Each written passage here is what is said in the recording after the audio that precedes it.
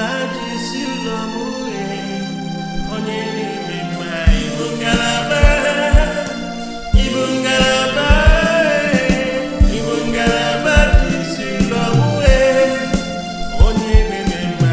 Igbo ngalaba, Igbo ngalaba, Igbo ngalaba Jesu lomue,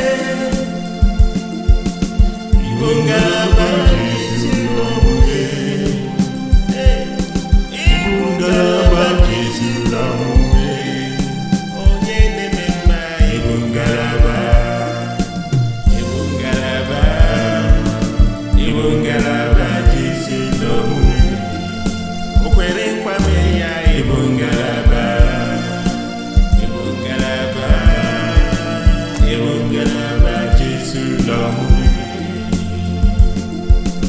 Igbo ngalaba Jesu lomue, oh yes.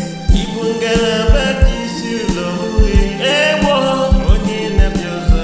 Igbo ngalaba, Igbo ngalaba, Igbo ngalaba Jesu lomue, onye na-eme mma. Igbo ngalaba, Igbo ngalaba, Igbo ngalaba Jesu lomue, Igbo ngalaba Jesu lomue, Igbo ngalaba, Igbo ngalaba Jesu lomue, o kwere nkwa mee ya. Igbo ngalaba, Igbo ngalaba, Igbo ngalaba Jesu lomue, onye na-eme mma. Igbo ngalaba, Igbo ngalaba, Igbo ngalaba Jesu lomue, Igbo ngalaba Jesu lomue, ulome. Igbo ngalaba Jesu lomue, onye na-eme mma. Igbo ngalaba, Igbo ngalaba, Igbo ngalaba Jesu lomue, ọdịme mgbojuda. Igbo ngalaba, Igbo ngalaba, Igbo ngalaba Jesu lomue, Igbo ngalaba Jesu lomue, uloma. Igbo ngalaba Jesu lomue, Jehova Yahweh. Igbo ngalaba, Igbo ngalaba, Igbo ngalaba Jesu lomue, Jehova Rafa. Igbo ngalaba, Igbo ngalaba, Igbo ngalaba Jesu lomue, Igbo ngalaba Jesu lomue, ewo.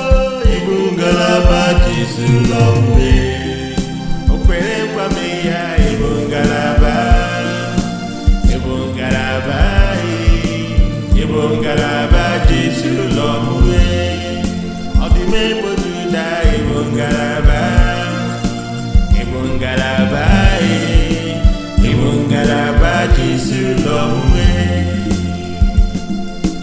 Igbo ngalaba Jesu lomue, ewo.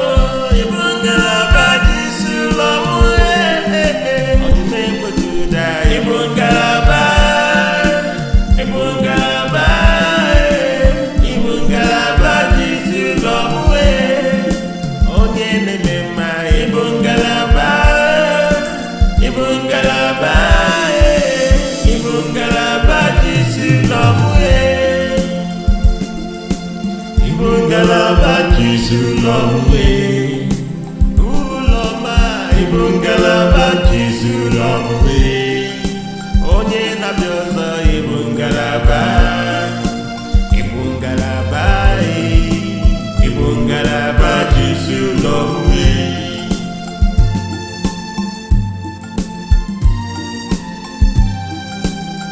uloma. Igbo ngalaba Jesu lomue, onye na-eme mma. Igbo ngalaba.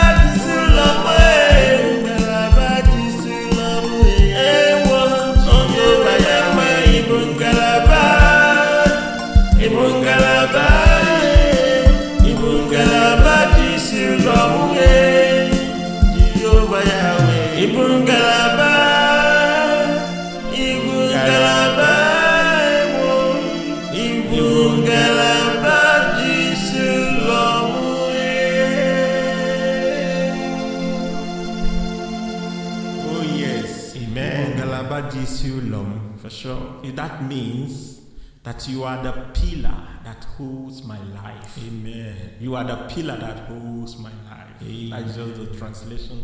Make sure that the God in heaven is the pillar, the chief cornerstone in your life. For that reason, we can never fear tomorrow.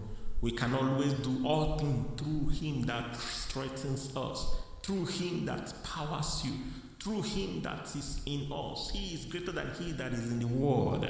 That is why we are proud and strong and courageous. We can never be put to shame because our God has given us the confirmation that we are His apple eyes. And nobody touches us because He will fight for us. He will fight. He will deal with that person that deals with us. So shall it be. He is your pillar. Oh ya bụ ngalaba gị. Jisi ike nwa Chineke. Chineke anyị kwụ anyị n'azụ. Kwụrụ anyị n'iru. Kwụrụ inside us.